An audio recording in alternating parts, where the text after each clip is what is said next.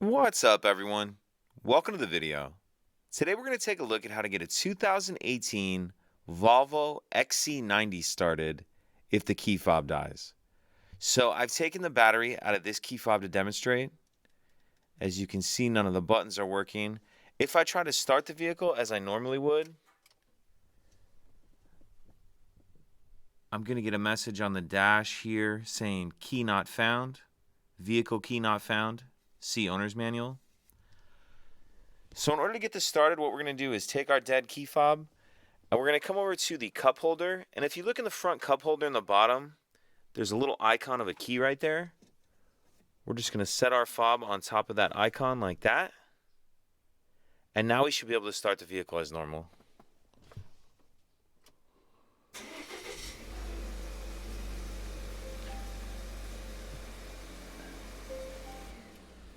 And then you'll just need to replace the battery in your key fob as soon as you can.